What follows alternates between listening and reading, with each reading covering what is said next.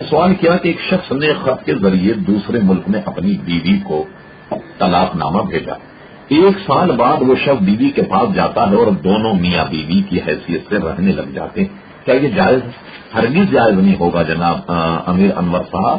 جس شخص نے اپنی بیوی کو طلاق دے دی اور طلاق دینے کے بعد عدت گزرنے پر اس کی بیوی آزاد ہو جائے گی اور یہ شخص اب اپنی بیوی سے نہیں مل سکتا. چند چیزیں آپ کے ذہن میں رہیں. اگر اس شخص نے اپنی بیوی کو 1 طلاق دی تو 1 طلاق دینے کے بعد 3 مہینے سے پہلے یعنی 3 حیض گزرنے سے پہلے اگر یہ اپنے ملک پہنچ گیا اور میاں بیوی دونوں میاں بیوی کی طرح رہنے لگ گئے تو یہ جو 1 طلاق تھی یہ رجعی تھی. یا اسی طریقے سے اس نے 2 طلاقیں دی اور 2 طلاق دینے کے بعد 90 دن سے پہلے اپنی بیوی سے مل لیا یہ رجوع کہلائے گا.